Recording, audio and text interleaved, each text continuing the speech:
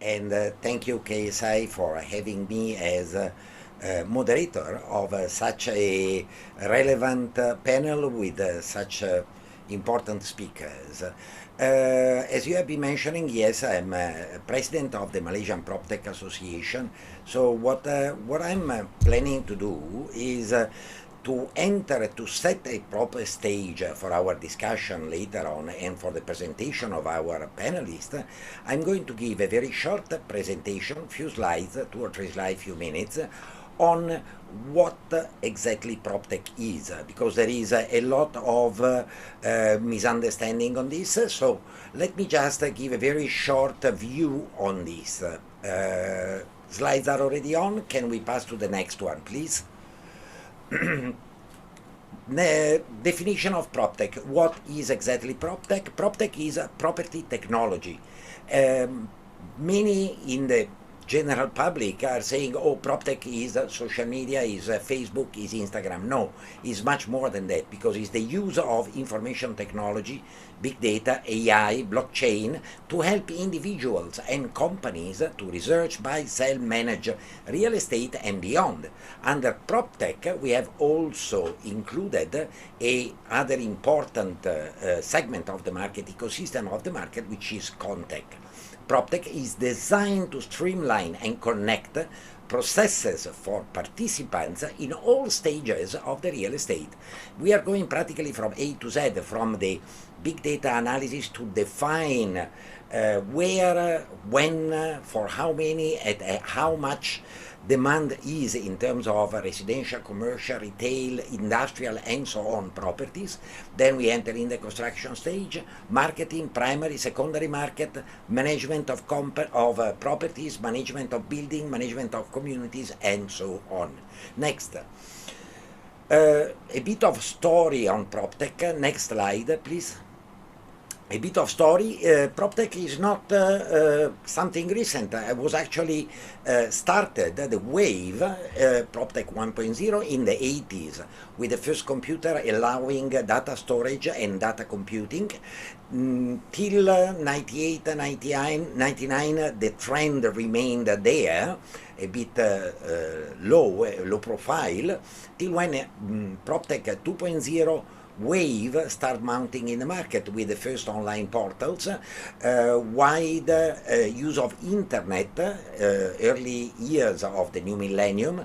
In Asia, we can set a date around 2005 when the first big online portals such as iProperty, Property Guru, and few others start coming up.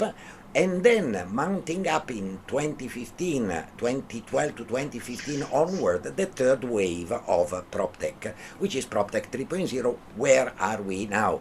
Based on what? Based on a widespread use of mobile tools, such as mobile phones, tablet, laptop, and so on.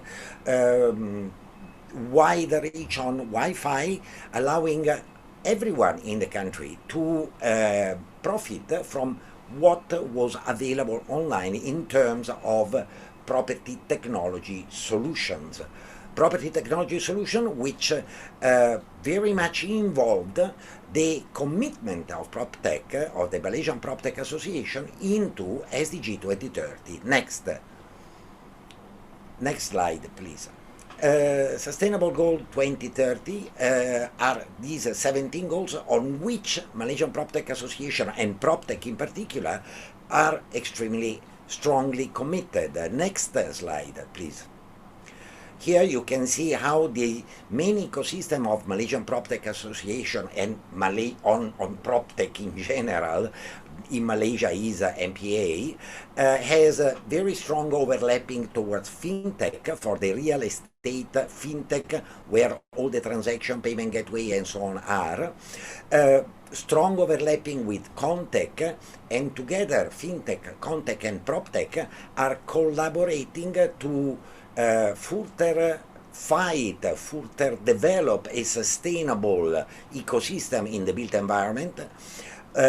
Strongly working towards smart cities, one of our panelists will talk about it, and in a collaborative and sharing economy, with a strong commitment in achieving 4 out of the 17 goals, education, decent work, innovation, and of course goal 11, which is about sustainable cities and communities. Next slide, please. Main focus of PropTech is to use extremely high technology in the back end, keeping it in the back end of our solution, of our application, and make the front end of it as more universal as possible for everyone to use, meaning very strongly focus on humankind, on people. People without education, children, OKU should be able to approach this new technology. Next slide. Here you have a very short panoramic of what PropTech is. We are spanning from online portals to digital mapping to sales and booking management for primary market, mortgage and fintech, RE fintech, in terms of primary and secondary market, addressing the demand of primary and secondary market, legal tech, rental market, connecting tenants with landlord, leasers with big asset owners, management companies, and so on. Comtech, where we have BIM, we have IBS. We have been hearing this morning talking abundantly about IBS, but IBS is at the very beginning of this new wave. Now we have the building information modeling, we have IoT, we have building technology, smart building, being smart inside the walls, kind of, able to tell us which health status do they have. We spend then on hospitality, property management in terms of building and in terms of communities, peer-to-peer lending, and of course big data, AI and blockchain. Next slide, please. PropTech, as far as Industrial Revolution 4.0, is very much universal and is not changing how we do things, but has been changing and will even more change in future as how we approach.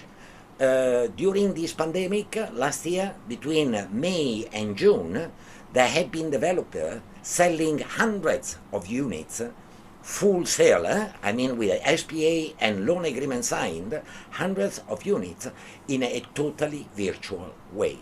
We will discuss further together with our panelists in a short while. Next slide, please, which should be the conclusion of it. And very simply, you can get in touch with me through LinkedIn or dropping an email. Remember to have a look at the association website to have more information, www.proptech.org.my. And with this, I would like to close the stage setting and start presenting our first speaker. Our first speaker is definitely a not unknown character in the Malaysian property market. Is architect David Mizan Hashim, one of the gurus of development of Malaysia, modern development of Malaysia. He is the founder and group president and director of the VERITAS design group, established in 1987. His background is second to no one, because he is holding a bachelor degree from MIT and a master in architecture from the Harvard University's Graduate School of Design. He has been achieving a number of prestigious awards. He has been vice president of the Massachusetts Institute of Technology Club of Malaysia, and he is the founding member and twice ex-president of the Malaysian chapter of the Entrepreneurs Organization, a man who has been always involved in public activities, development activities, not only in terms of property, but in terms of people. So I would like to pass the stage and the floor to you, David, for a short introduction to smart cities and how the smart city concept plugs into the digital transformation, PropTech transformation of the property market. David, stage is yours. Grazie mille, Daniele. How are you? Nice to be back here again. And Very good. Good to see I you. think that introduction, you've already taken up half of my time. Thank you very much, though. It's wonderful to be back here. Usually I'm here to talk about design as an architect, but this topic of digitization and innovation is very exciting for me, and I think it's transforming the property development industry. So I'm going to, before I talk about smart cities, I want to talk a little bit about a few other key elements of this topic. And if you can move to my first slide. This is having a profound influence on the whole housing industry, not just here in Malaysia where we do business, but also in many other countries where we're active. And the developers that keep track of these trends and embrace these trends, I think they're already beginning to see very positive effects in their market share in this very competitive market. So these are the 6 trends I'm going to talk about. The first one you've mentioned already. BIM is what is really revolutionizing. A lot of developers don't understand the basics of BIM. They think it's something very technical. But unlike AutoCAD, which is essentially a 2D drawing software, BIM and Revit creates a real 3D virtual model of a building. It's like a digital twin, which has many advantages, such as automatic and accurate transformation of quantities, avoidance of variation orders, which developers hate to have happen on site. Clash detection. It's got a lot of amazing attributes. Many of our developer clients are now moving toward an all BIM ecosystem, and we encourage you to do so. The savings in time and cost long-term are very, very clear. But the added advantage is with these 3D live models, you can also move to augmented reality or virtual reality. You can visualize, and into the buyers, you can actually visualize what you're getting. I think the 3D goggles are a little bit premature. People get dizzy, but there's many other ways to present a product in a real 3-dimensional environment. And during construction, BIM is incredibly useful to avoid delays, calculate stage and interim payments, and eventually BIM will move into industrialized building systems. Already in Western countries, they are building buildings fully with robotics. As you may know, 3D printed buildings, and that's not possible unless you have BIM. So there you are. BIM is the first and the fundamental thing I start with. The second one is big data. Now, Daniele, you've also mentioned big data. Analytics is making it easier for developers to decide what to build, where, when, and for who. Now, NAPIC carries some data, okay? That's partly useful, but it's not really enough. And you really need to gather much wider ways of getting data, which you can get from environmental impact assessments, social impact assessments, traffic impact assessments. And a lot of these sources a lot of companies out there are able to gather these and put them into an algorithm which developers can really use. And I think the developers that understand this topic the best are the ones who are going to be able to produce products which people really want, in terms of the facilities they want, in terms of the size they want, the number of rooms that they want. So I think big data is not sufficiently been promoted. The third one, and this is for me the most exciting, is social media. Especially in the last year and a half, social media has really, been the way people interact with each other, and it's making a really big impact on the development industry. So platforms like Twitter, Facebook, Instagram, now we call it TikTok, and also developers' presence on websites and their promotion in blogs has become the primary mode of communication amongst the younger generation. And this younger generation have more and more money, right? So you got to start listening to what they're thinking about. They don't read newspapers and magazines. You're wasting your money if you're advertising in the old way. So smart developers have embraced a significant social media presence, not just as a company or a corporation, but also as the CEO himself or herself. In this hyper-connected world where audiences are constantly bombarded by marketing, property developers must be authentic. You must come across as being real and unique, and projecting personal brands and personal integrity. And only then the buyers will sit up and take notice. And the role of influencers online, it's a double-edged sword, because they could also, once you're on the bad side of an influencer, you're finished, right? So be careful, don't get on their wrong side. Another aspect of the digital revolution, I think we all know, is social media that supports new types of property sharing arrangements. Now, we all know Airbnb and workplace sharing like WeWork, and the developers that have embraced these paradigms and not found them to be competitors, but embrace them as partners are the ones that are going to get ahead. I already know developers who are building customized spaces for Airbnb, customized spaces for WeWork. I mean, that's their market, right? The fourth one is virtual marketing. If we can move the slides over, move on a little bit on virtual marketing. So this is also very exciting. Move the slides to virtual marketing, please. So mobile apps by developers have long been used for marketing and sales with promotions for discounts and free merchandise. But we are now going way, way beyond that.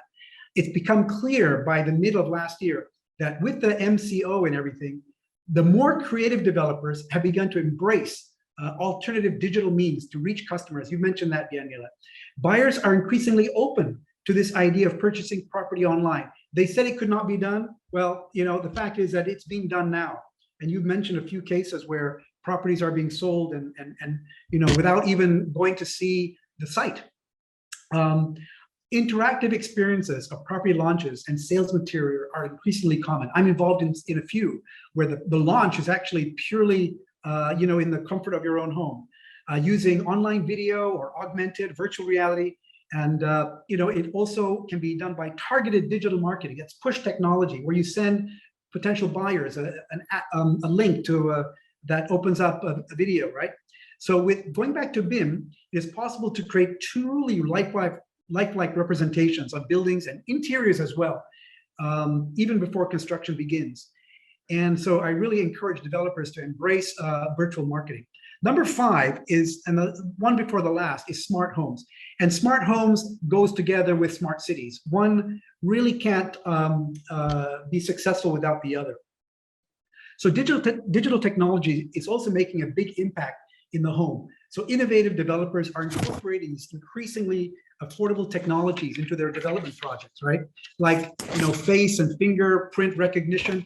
Last year, I went to, the year before that, I went to Korea and visited a smart home demonstration by Samsung. And as you know, Samsung is on one hand a developer, they're also a contractor, but also they are the world's largest maker of kitchen appliances and air conditioning, but also smart technology.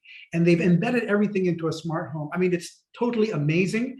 Perhaps a Malaysian market is not quite ready for that, but we need to know what the future will bring. We need to be ready for what will come. And lastly, and this is what Daniele alluded to, is smart cities.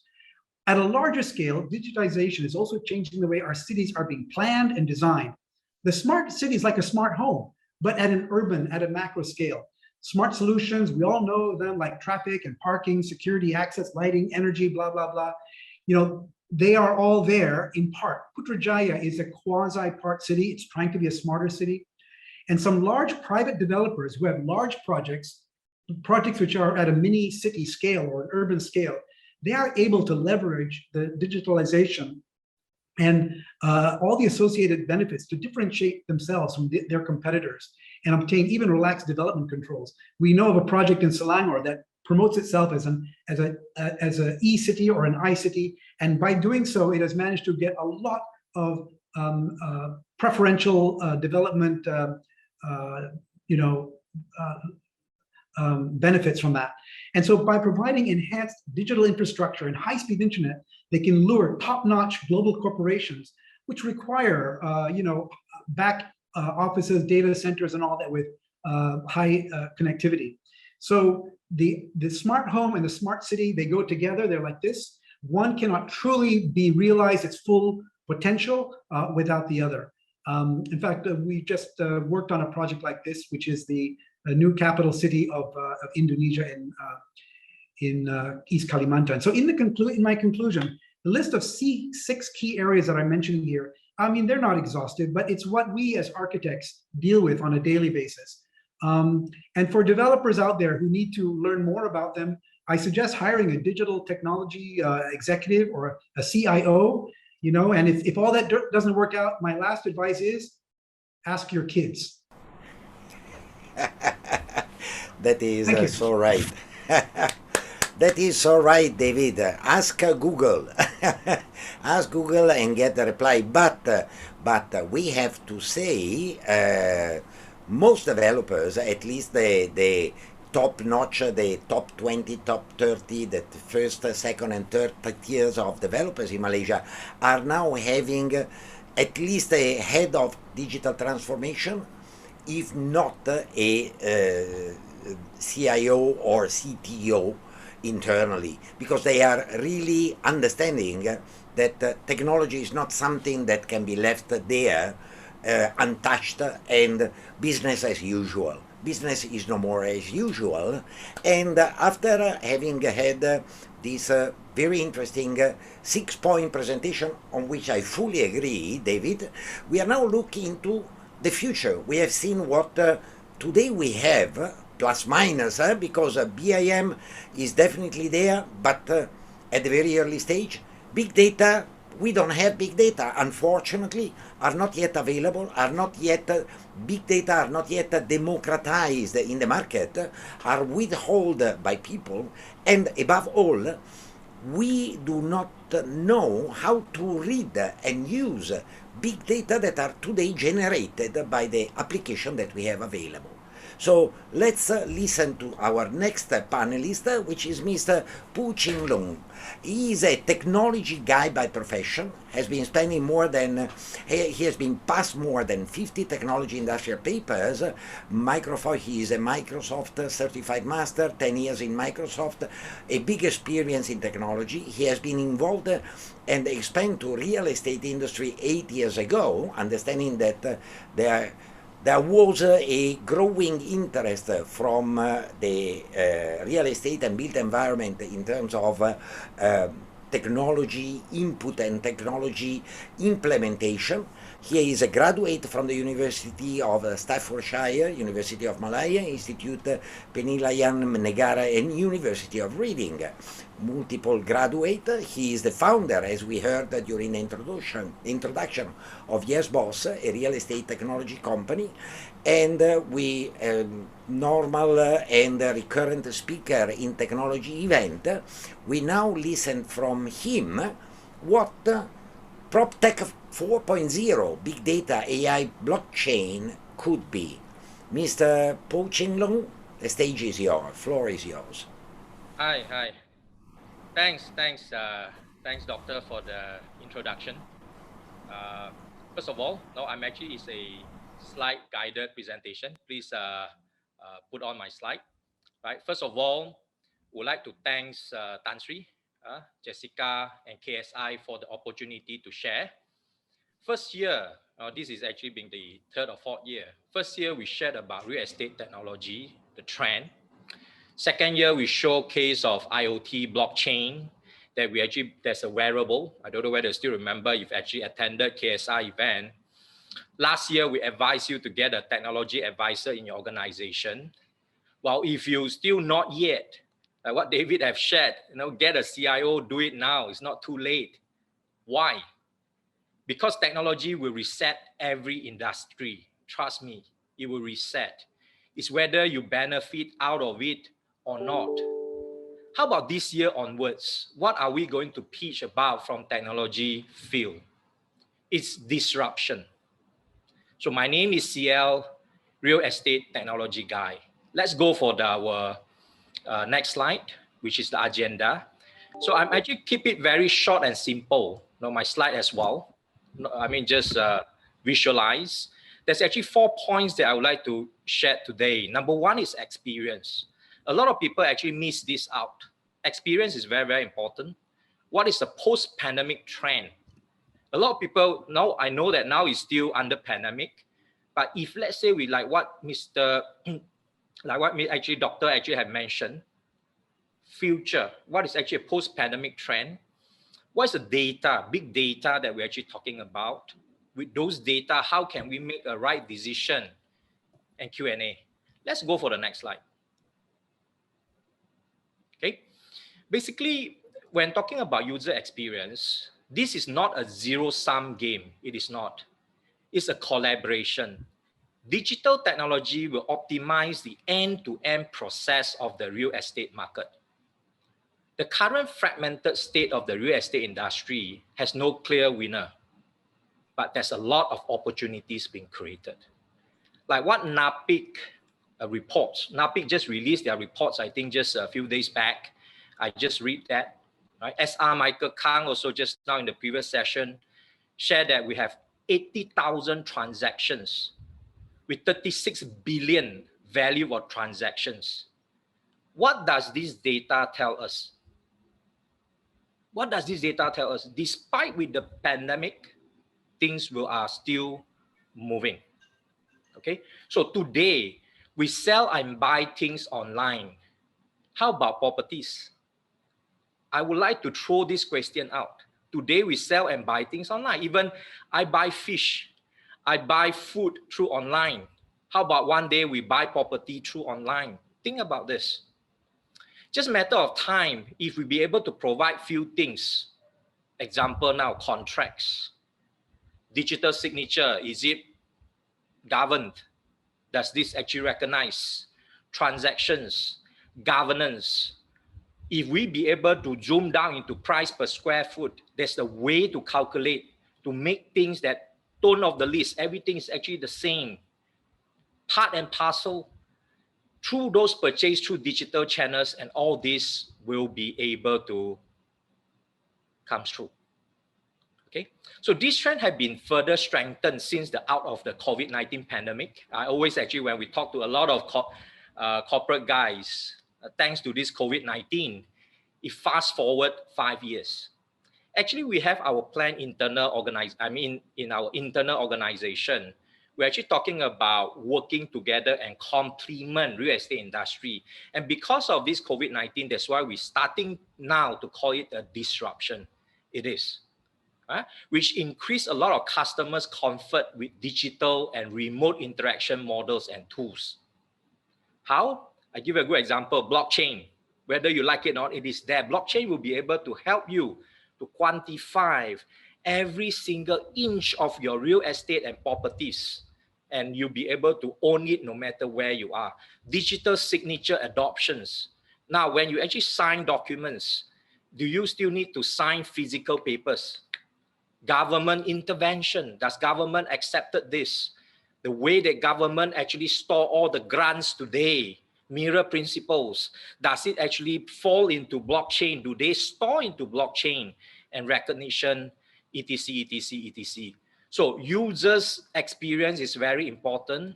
Like what actually Mr. David have shared as well, the Gen Y and Gen Z is a very, very different thing today. Right, which I already shared in few of the events. Our average age of Malaysian is 31. If we don't focus them, they are going to hold all the economic power. Let's go for the next slide. Right. Now, when talking about post-pandemic, work from home, a lot of people talking about work from home. Why? Because we can't go to work. Now, work from home, is it a right solution? Is it working? Is it really working? No, I read a very interesting article which actually stated that Apple, you know, that the phone Apple is not really the fruit apple. There's an Apple story stated that a lot of their staff planning to resign.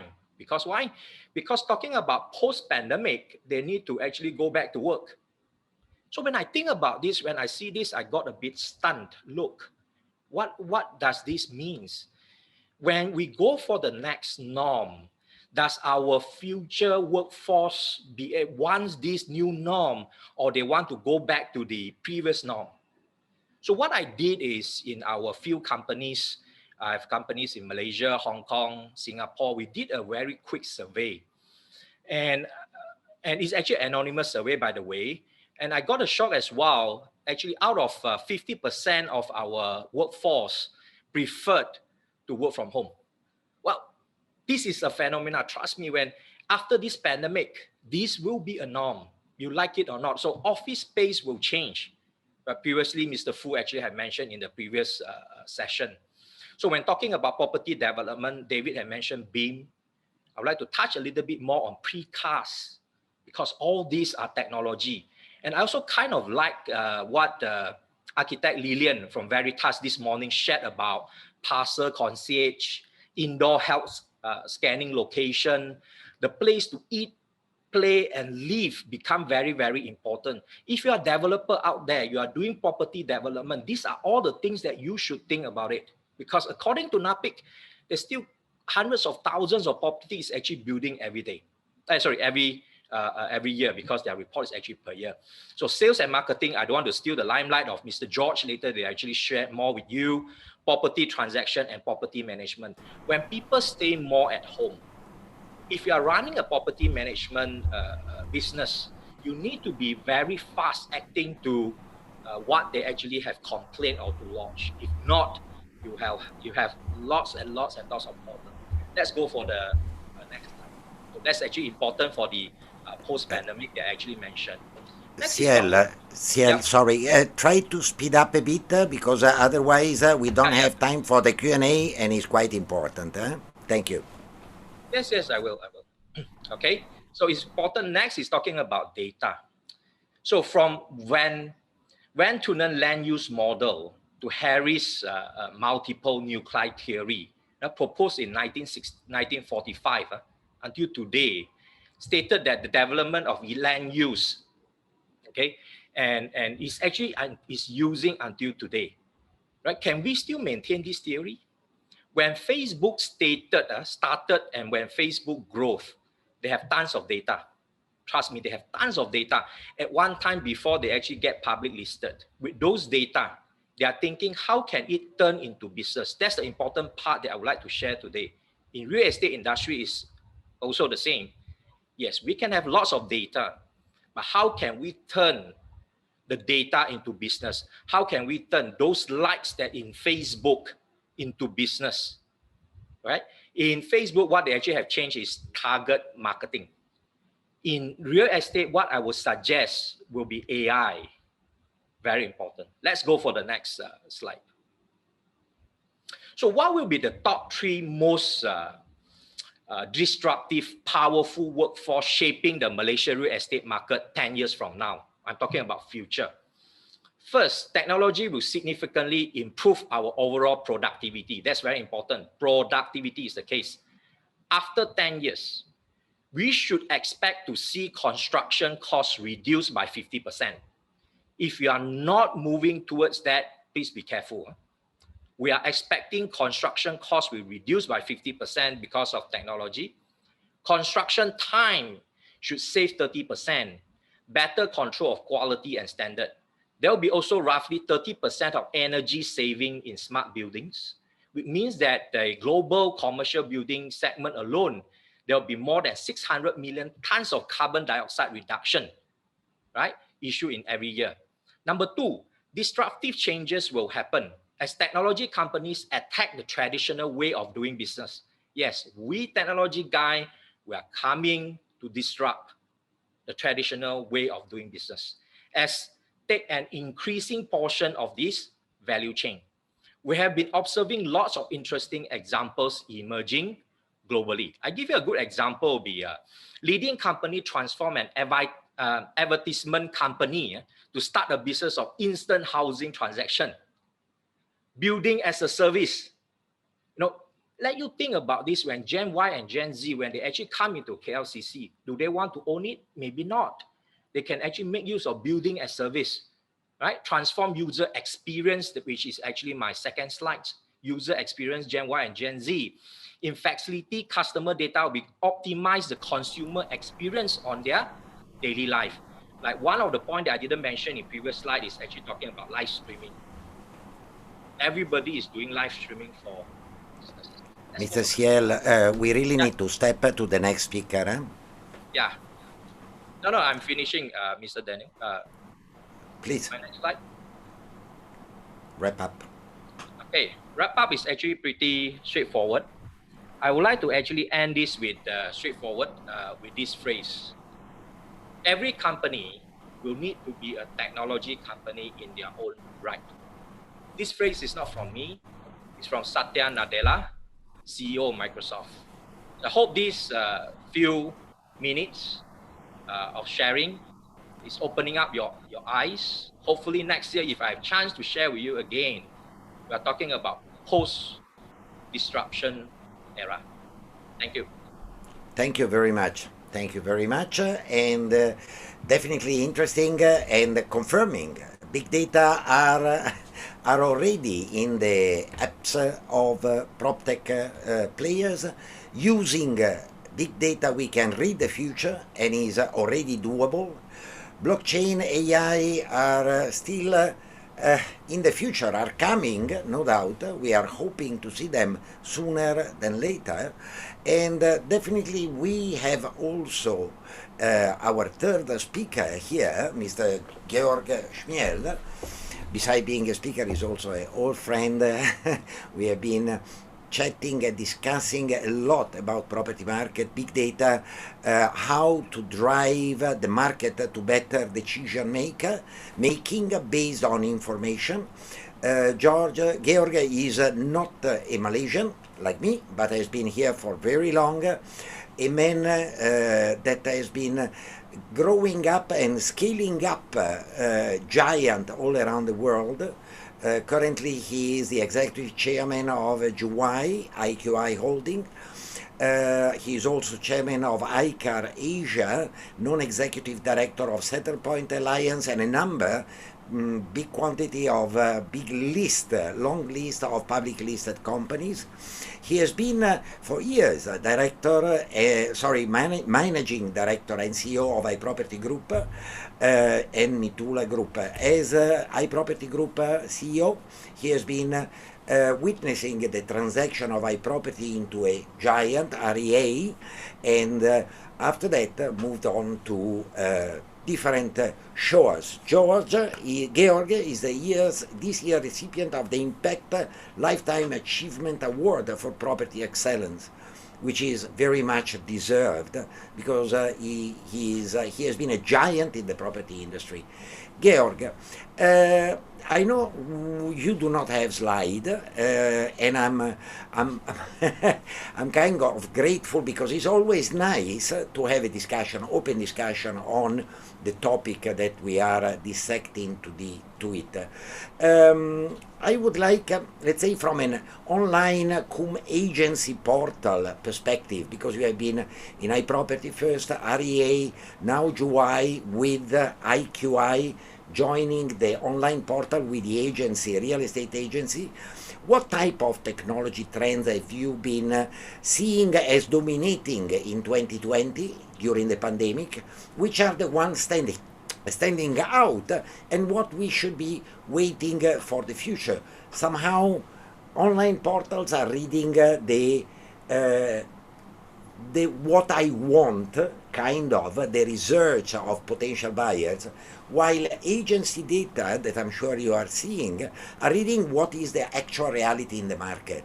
So I would like to have some perception from you as a big player on this point with the how the future will be and how data will help driving better decision in online transaction and in the real one in the market. Georg. Thank you, Dr. Daniele, and thank you also, country Dr. Michael and the KSI team for having myself and Juwai-IQI. Dr. Daniele, great moderation, and David, Hashim, and Loong, also very, very great insights. So, which kind of shaped my presentation live while you were talking. So I will talk about 5 things. David talked about 6 things, and Loong talked about 4 things. I will talk about 5 things, how I see what Daniel described in his introduction. I mean, maybe starting with is really a fundamental understanding of the industry we're talking about. I mean, real estate is an industry which is becoming closer and closer related to the stock market, and it's a very, very attractive industry. And that's the first problem. It's so attractive that compared to other industries, let's say retail and others, where there's like low margins, it's probably the least industry which needs disruption, because everyone can earn a bit of money without applying too much of technology, because the ticket size for every sale is fairly high. Now, obviously, using technology makes people then far more successful, because when the volume kicks in a high yield industry, then obviously the outcomes are very remarkable. Number two is also real estate as an industry in general is dealing with the biggest asset class in the world. Total real estate is $200 trillion in the world. That's a number which nobody can really imagine. It's 3 times all the GDPs of all the countries in the world. 3 times. And every year, a third of the global GDP gets transacted. That's like 20 trillion. And more interestingly, in Asia, people love real estate more than anywhere else. And in Asia, people get richer and richer because the GDP growth in Asia is stronger than in the other parts of the world. And as a result of that, now we already have a situation where 50% of this global property is actually located in Asia. So that's the starting position. That means technology changes, disruption of the property market are best done in Asia because that's where the biggest impact is. Now, in Asia, developers are very, very prominent, much more prominent than in some of the other markets. And a developer, as we have outlined, has a great use of the data from the design to the advertising, to the sell, to the build, service, maintenance, etc., even for the disposal of properties. And I mean, in the early days, I did like 7 or 8 years ago, did already some work in this field where we used the data from the portal, which you described, Daniele, which is the demand data, and matched it up with the supply data from the agents or the vendors of those properties, and also derived certain learnings for developers in terms of the configuration using this live demand data, suggesting that people are currently searching, let's say, for 2-bedroom apartments more in Banksia South than they are in whatever Banksia Heights. And that data is really, really essential, because for a property developer, building a property has massive capital costs and also other takes up a lot of their time and opportunity costs. It's very important also to understand not just the real estate industry, but for the developer industry in particular, that the interaction is with a business customer. It's not like when you're in the sub-sale segment where you deal with individuals selling their property. Here you're dealing with a business customer where volume matters. So a minimum price is set. It's not about maximizing the price for every unit individually. It's like setting price targets for the different types of configuration and then going into the volume. That suggests technology is something which needs to get into this industry. Now, how does technology get in? Probably not by starting with technology, probably not by saying, okay, blockchain, why is blockchain not taking up? Well, it's not about blockchain. Nobody cares about blockchain. People care about title transfers to make them easy. The 2 biggest roadblocks of transacting properties at this moment is getting access to financing, and like the finance process quickly, and doing the whole processing of the title transfer. And the solution for that is blockchain. But if you build a business just by blockchain and then try to find a business application, that's why most businesses fail. For us, I mean, one of the key learnings was that in Juwai-IQI, what was missing in the developer space was really a tool where people could do their business every day. So what I'm holding in my hand, and you can't really see it because of my virtual background, this is a Juwai-IQI office. We don't have like offices on every corner, but it's all on a mobile phone, and it allows agents to operate wherever they are, out of the palm of their hand, from like marketing properties to selling properties to advertising properties, even doing some first electronic signatures, etc. And there's so much more what is possible there. So I do believe that the most important bit in solving this opportunity, because the opportunity, as I said, is huge. Developers and real estate are the biggest opportunity in the PropTech industry to disrupt. Is really starting what is the most essential problem we're going to solve. So bringing together the supply and demand to find an optimal outcome. We hear quite often, I like to finish my quick talk on a slightly unrelated topic, but we hear quite often that post-COVID things will go back to or will retain at a certain normal. We should also be prepared that some things might actually change. For example, for myself, I publicly declare I will stop ordering food for my home. I will only go out and eat outside. because I'm sick and tired after 1.5 years of ordering food. The second bit, what I'm certainly not doing is watching any more Netflix, because I think I've watched it all. And so let's also accept that it's not the technology which is driving it, it is the circumstances, and the technology is helping us solve problems. Back to you, Dr. Daniele. Absolutely agree with all the different views that you have been giving on approach of developers to technology. As you are saying, it's not something new, has been there for years, and during the last 18 months has been enormously accelerating. BIM, Building Information Modeling, was launched in the middle 90s and has been used for many years in terms of QS. We have been hearing from David during his presentation that now is used to create virtual reality, augmented reality, and make the journey, the purchasing journey, different. Ching has been clearly stating experience, and I cannot agree more with him. All marketing gurus from all around the world are talking about creating new experience and investing in experience.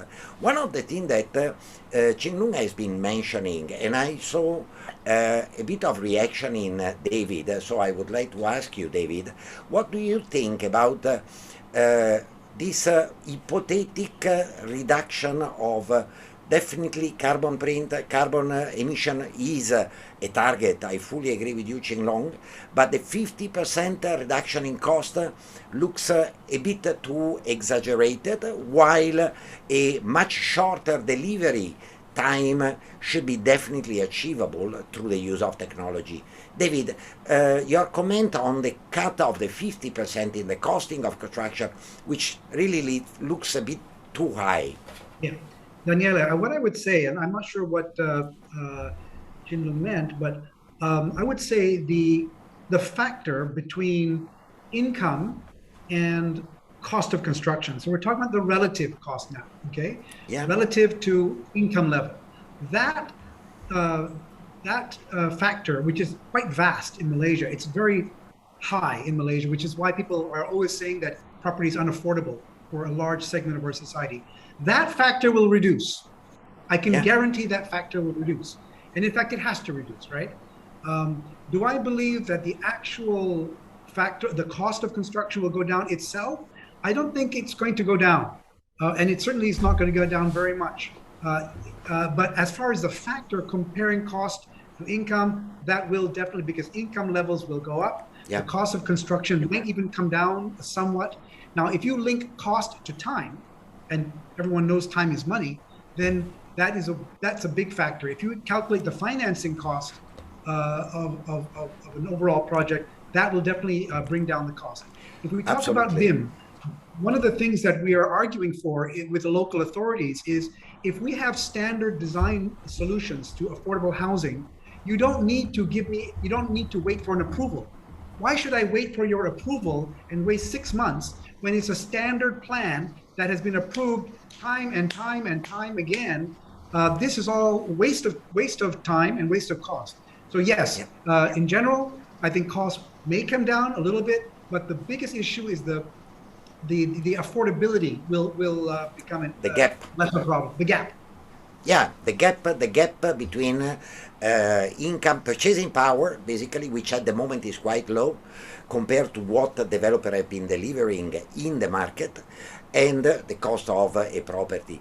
I would like, Ching to hear from you, because a cut of, personally, I'm looking at a 20-30% possibly, coming from efficiency, coming from technology into the marketing and sales process, coming from use of BIM in terms of preempting construction issues, use of big data to control the quality of the building. But that goes to probably a 20, optimistically talking 30, 50% is really wow. It will be interesting to hear from you a bit more precisely how the 50% wish has been elaborated. Very thanks for asking me this question. right? The reason being why I actually predicted 50%. Number one is we're actually talking about 10 years to come. This is number one. Number two is 2 years ago, I visited Shenyang Construction University, been invited to there, when I actually see the precast, when I actually see how they actually built all this within a box. How can China actually time and value of money, like what Mr. actually David have shared. So with all this technology pump in, 10 years, I predicted this here, you know, it's being recorded. And construction costs come down by 50%. Finger crossed, all these are future, right? Yeah, doctor. But this is what in the next 10 years. Yeah. Well, allow me to say, we already have it here in Malaysia. There are a couple of big prefab manufacturers that have been using it not only in infrastructure, but also in residential and office construction, precast bathroom, precast rooms.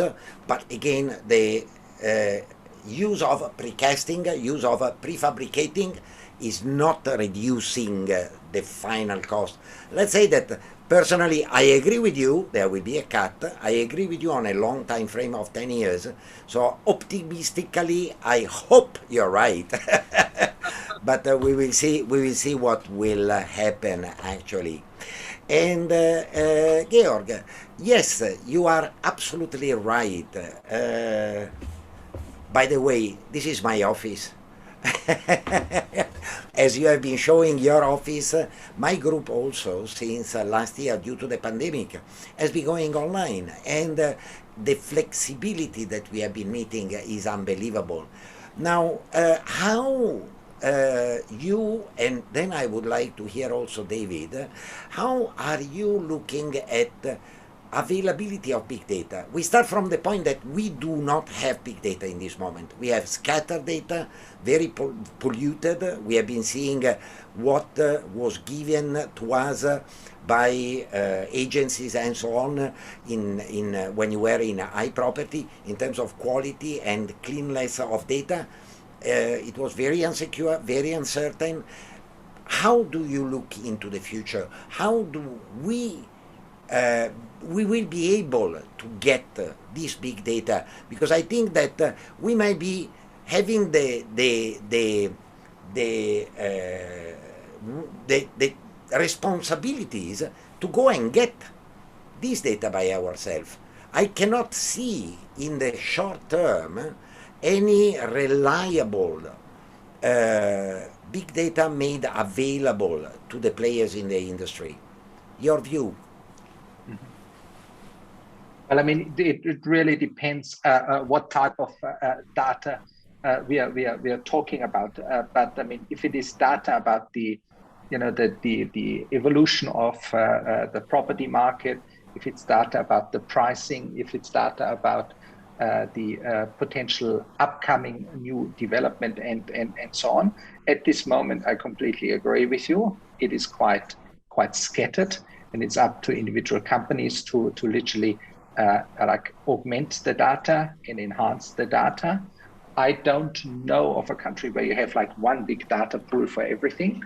And I also don't think we will go necessarily down that path, because there's, I mean, two constraints obviously coming in. One is privacy laws. I mean, we can't share every data, or we should not share every possible data with everyone. And on the other side is also commercial considerations. I mean, certain data is being literally computed by individual market participants and gives them an edge over other market participants in doing the business. But I think the most important bit is clear rules in defining also data. What you know, like the different types of data, because even there's a lot of variation about what is a price, what is a value, and over which time period is it being calculated, etc., etc. So I do believe data is probably more an outcome of what we are doing, rather than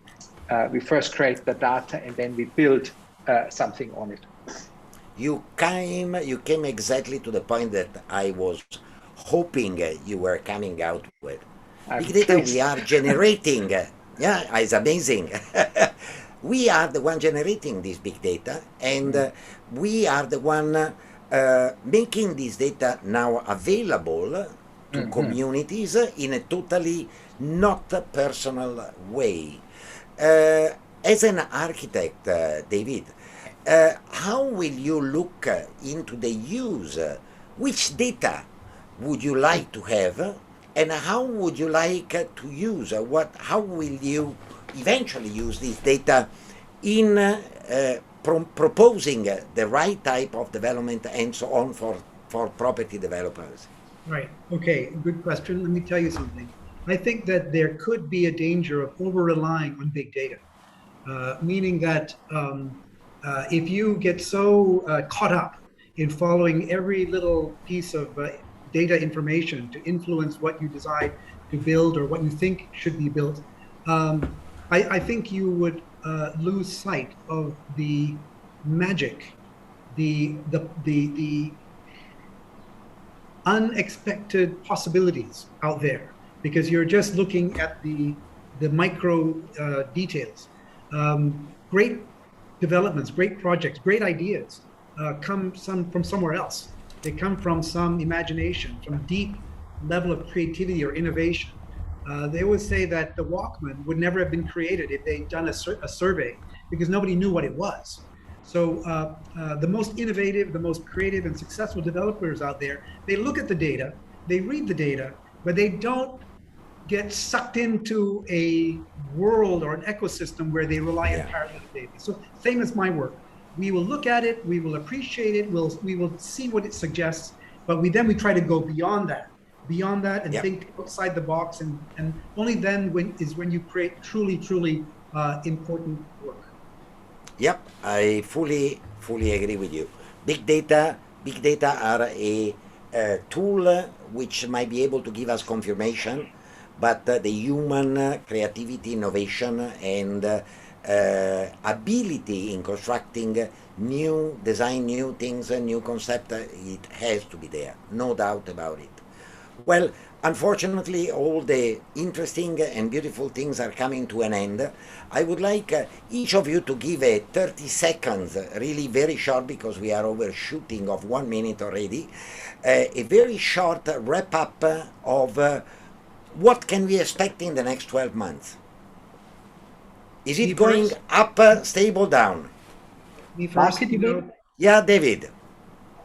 Okay, well, it's neither going to be, a world after the pandemic is not going to be entirely new, nor will it be entirely back to where we were. The truth is somewhere in between. Some will be more in the new world, some will have difficulty leaving the old world. It's not going to be clear, black and white. That's what I think. I agree. Interesting. Georg, I don't want to leave you for the last. I fully agree. It will be somewhere in between. There will be certain things where we don't go back, but other things where we probably find a new past dealing. And I mean, I'm quite confident that once the activity in the economy resumes, that also the psychological and mental impact on the whole society will improve, and that will fuel further confidence into the Malaysian market. Because I mean, this is one of the fastest growing regions in the world, and currently the morale is a bit low. Absolutely. And Ching, your view. Okay, thanks. A bit different, right, from others. So I actually categorize it for Ring 1, Ring 0, and Ring 1 properties will be going down. And after that, you're actually coming back up again. And for overall properties, generally, it will be stagnant. But there's still transaction. They'll be stagnant, and you'll be going up after that. But one I would like to end up with this is, there's a term that Sheet mentioned just now. Property will be the next currency. I think this is a very, very good term that all of us should think about it, because I personally believe on it. In order to achieve this, only technology be able to help us on that. That's about it. Yeah. I couldn't agree more on the concept of property as a kind of a new currency. We are now seeing Bitcoin going up to the sky, so With one Bitcoin, you can buy a double-story terrace here in Malaysia, almost. So why not tokenizing properties? We have been giving a very, very fast and general outlook on what technology has been bringing in. It's not coming in. We are already seeing this impact of technology and disruption of technology on the property industry. It's a positive disruption. It was overdue. Now we are running, and developers are keep on adopting and evolving towards new ways of looking at property development, property sales, property market, creating experience. We have been hearing unbelievable insight from our three panelists, and I would like really to thank all the three of you, David, Ching, Loong, and Georg, for your very interesting insights. Unfortunately, time is our tyrant, and I need to give back the floor to our EMC, thanking again KSI for having us today. Thank you.